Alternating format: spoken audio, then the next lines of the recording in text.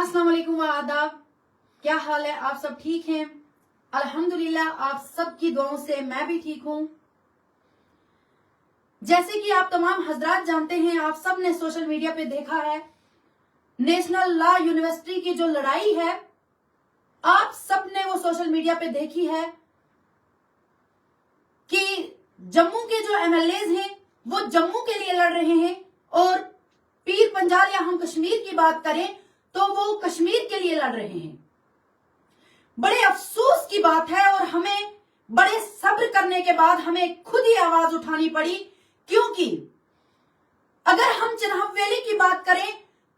जब इलेक्शन का दौर आता है तो वोट बटोरने तमाम जितनी भी पार्टियां हैं वो वोट बटोरने आ जाती हैं, लेकिन जब इंसाफ की बारी आती है, जब कोई हक देने की बारी आती है, तब ये तमाम लीडर जो हैं, तमाम पार्टियां जो हैं, वो गहरी नींद सो जाती हैं। लेकिन आज मुझे यहां से ये आवाज इसलिए उठानी पड़ी क्योंकि तमाम जितने हमारे चिनाब वैली के रिप्रेजेंटेटिव हैं, जितने लोगों को यहां से चुन के असेंबली में भेजा गया है, तमाम की मुंह पे ऐसी चुप्पी साधी हुई है कि हमें समझ नहीं आती कि आखिर चिनाब वैली के साथ ऐसा रवैया क्यों किया गया है। मैं आप सबको ये बताने आई हूं कि आज जो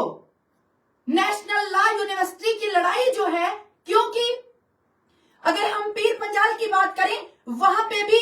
तमाम जितने भी एमएलए हैं वो नेशनल कॉन्फ्रेंस के हैं, कांग्रेस के भी हैं, बीजेपी के भी हैं, सब एक मुट्ठी होके वहां के लिए लड़ रहे हैं और जम्मू के जो है वो जम्मू के लिए लड़ रहे हैं। लेकिन मैं यहां से कहना चाहती हूं अपने चिनाब वैली के तमाम जितने भी इलेक्टेड हैं, मैं उनसे कहना चाहती हूं, क्योंकि चिनाब वैली में 8 कॉन्स्टिट्यूंसी हैं, 3 डिस्ट्रिक्ट चिनाब वैली के अंदर हैं और कई लाख पॉपुलेशन हमारी चिनाब वैली के अंदर है। मैं यहाँ के तमाम जितने भी रिप्रेजेंटेटिव हैं, जितने भी इलेक्ट होके आए हैं, उनसे ये कहना चाहती हूँ कि बताइए आप ये आवाज कब उठाएंगे, क्योंकि कई सदियां हो गई हैं, आपकी आंखों के सामने चिनाब वैली का बच्चा हर कंपटीशन में पीछे रहता है। इसकी यही वजह है कि गरीब माँ या गरीब बाप जो एक दिन की रोटी नहीं खा सकते, वो जम्मू यूनिवर्सिटी या कश्मीर वैली की यूनिवर्सिटी में अपने बच्चे की एडमिशन नहीं कर सकते। लेकिन यहाँ के तमाम जितने एमएलए हैं, अगर हम यहाँ के एमपीज की बात करें तो 2 एमपी हैं यहाँ के, लेकिन किसी ने अभी तक चिनाब वैली की आवाज नहीं उठाई। आखिर इनका फर्ज ये बनता था कि चिनाब वैली की आवाम जो है, चिनाब वैली इन एमएलए का, इन एमपीज का घर है और चिनाब वैली की आवाम इनकी फैमिली है, लेकिन फैमिली के साथ सुतेली माँ के जैसा सलूक किया गया है। चिनाब वैली की आवाम को इन्होंने गूंगी समझा हुआ है, इनको बहरे समझा हुआ है, क्योंकि आप देखिए जब इलेक्शन का दौर आता है, चारों तरफ हवाई जहाज चलते हैं और आपने देखा होगा कभी कश्तवाड़ के अंदर जहाज बैठता है, कभी डोडा के अंदर जहाज बैठता है, कभी रामबन के अंदर जहाज बैठता है। लेकिन आज जब बारी यूनिवर्सिटी की आई तो हमारे चिनाब वैली के लीडर जो हैं, और अगर यहाँ से मैं बताऊं आपको, जो सुनील शर्मा साहब है, लीडर ऑफ अपोजिशन, जिसका बीजेपी में बहुत बड़ा दबदबा है और बहुत बड़े रेस्पेक्टेड है वो, लेकिन आज उनके दबदबे का जो रौब उनका है, जो बीजेपी के अंदर है, आज हमें वो देखने को इसलिए मिलेगा अगर वो चिनाब वैली की आवाम के साथ ये सलूक करेंगे, यहाँ के बच्चों को इंसाफ देंगे और सचमुच में अगर वो आवाज उठाएंगे असेंबली के अंदर, तब हम मानेंगे कि सचमुच में उनका दबदबा है, वो सचमुच में रेस्पेक्टेड है। क्योंकि अगर हम यहाँ से डॉक्टर जतिंदर सिंह साहब का देखें, उनका भी बहुत बड़ा रोब है, उनका भी बहुत बड़ा नाम है, लेकिन मैं उनको कहना चाहूंगी कि चिनाब वैली में आपका घर है, अपने घर के साथ इतनी बड़ी नाइंसाफी मत कीजिए। और तमाम जितने भी चिनाब वैली के काबिल इज्जत एमएलए हैं, मैं उनको कहना चाहूंगी कि आज चुप्पी रखने का दौर नहीं है, क्योंकि जब असेंबली के अंदर कश्मीर वैली के एमएलए बात करेंगे और जम्मू के भी एमएलए यहाँ से बात करेंगे, मैं यहाँ से पूछना चाहूंगी, जब वो आपस में लड़ रहे होंगे किस लिए? वहां की आवाम के लिए, वहां के बच्चों की जो पढ़ाई है उसके लिए। बताओ, आज तक आपने तमाशा देखा? आज तक आपने कोई भी बंदा, ना किसी ने इंटरव्यू दिया, किसी भी एमएलए की, अगर मैं चिनाब वैली में बात करूं, किसी ने भी वहां पे ना बात की, ना किसी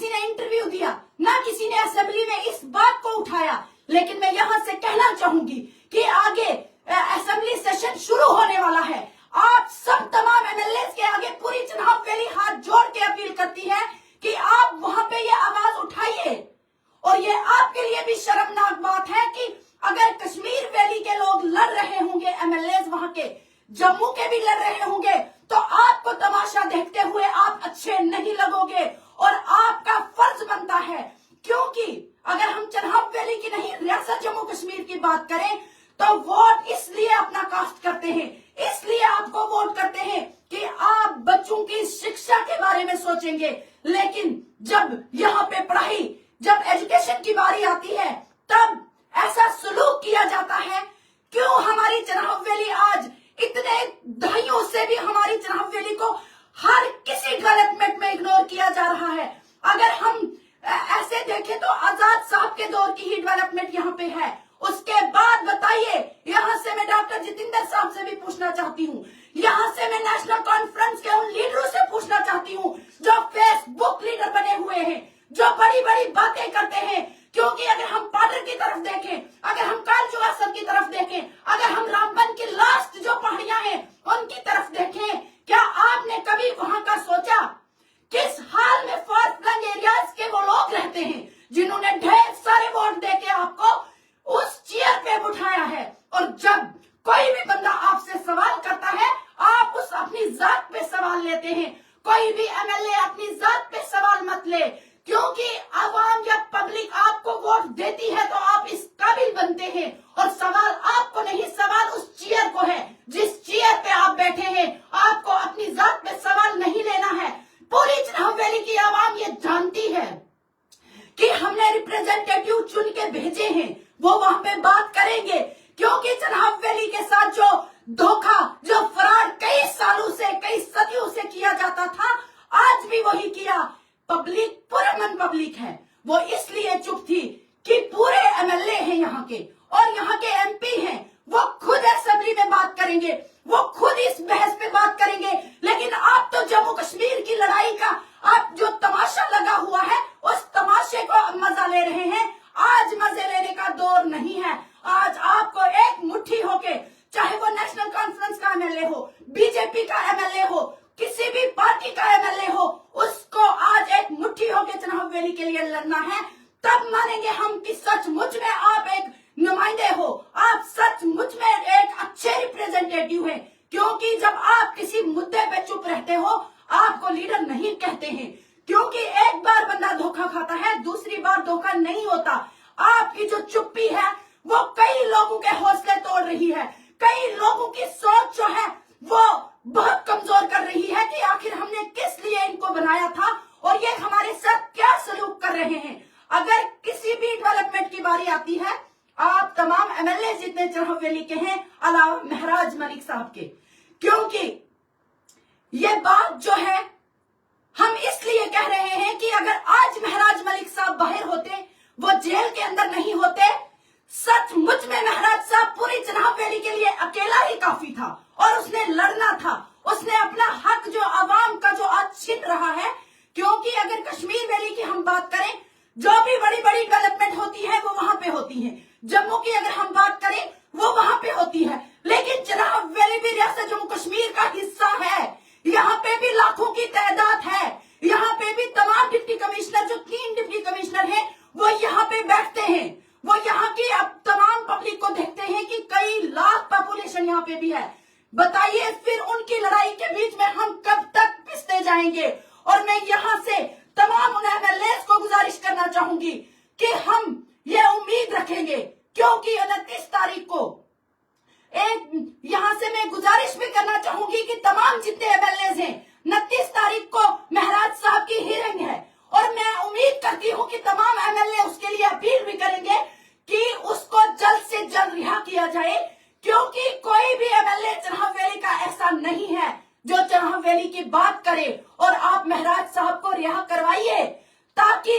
अगर आप किसी का भी साथ नहीं तोड़ना चाहते, आप कोई आवाज चनाब वैली के लिए नहीं उठा सकते, महराज साहब को रिहा करवाइए, ताकि महराज साहब खुद चनाब वैली की आवाज वो था, है और रहेगा। क्योंकि महराज के अलावा कोई भी चनाब वैली की बात नहीं करता है। और मैं यहाँ से तमाम जितने भी चनाब वैली के लोग हैं, मैं सबको कहना चाहूंगी